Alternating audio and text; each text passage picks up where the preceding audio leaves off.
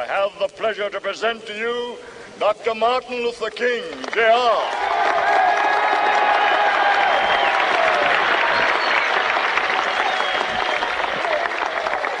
I am happy to join with you today in what will go down in history as the greatest demonstration for freedom in the history of our nation.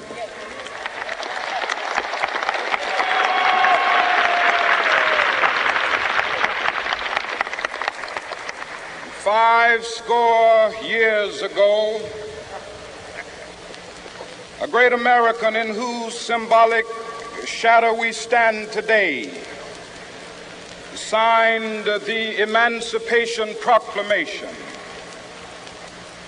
This momentous decree came as a great beacon light of hope to millions of Negro slaves who had been seared in the flames of withering injustice. It came as a joyous daybreak to end the long night of their captivity. But 100 years later, the Negro still is not free. 100 years later, the life of the Negro is still sadly crippled by the manacles of segregation and the chains of discrimination. 100 years later, the Negro lives on a lonely island of poverty.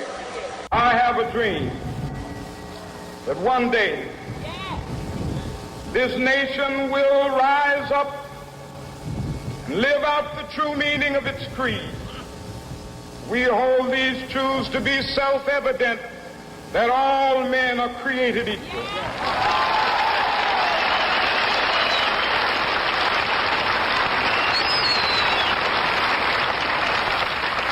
I have a dream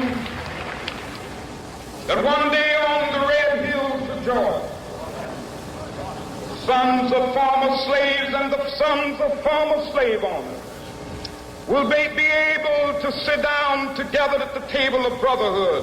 I have a dream that one day, even the state of Mississippi, a state sweltering with the heat of injustice, sweltering with the heat of oppression, will be transformed into an oasis of freedom and justice. I have a dream. My four little children will one day live in a nation where they will not be judged by the color of their skin, but by the content of their character. I have a dream today.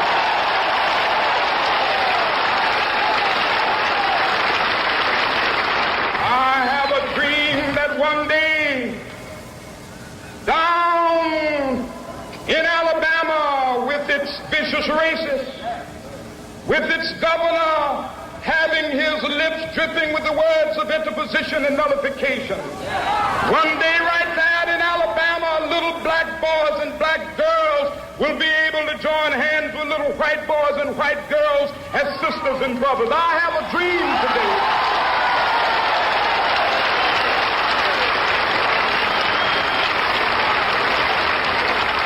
I have a dream that one day every valley shall be exalted, and every hill and mountain shall be made low. The rough places will be made plain, and the crooked places will be made straight, and the glory of the Lord shall be revealed, and all flesh shall see it together. This is our hope. This is the faith that I go back to the South with.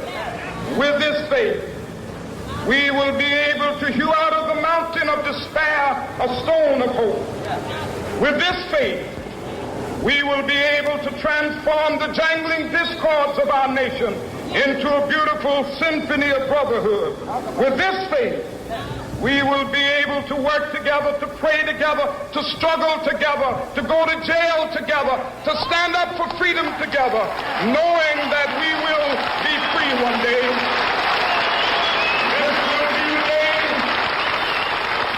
This will be the day when all to sing with new meaning, my country, tears of thee. Sweet land of liberty, of thee I sing. Land where my fathers died, land of the pilgrim's pride. From every mountainside, let freedom ring. And if America is to be a great nation, this must become true. And so let freedom ring. From the prodigious hilltops of New Hampshire, let freedom ring. From the mighty mountains of New York, let freedom ring. From the heightening Alleghenies of Pennsylvania, let freedom ring. From the snow-capped Rockies of Colorado, let freedom ring. From the curvaceous slopes of California.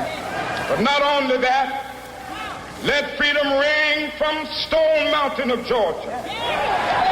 Let freedom ring from Lookout Mountain of Tennessee. Let freedom ring from every hill and molehill of Mississippi, from every mountainside. Let freedom ring, and when it happens,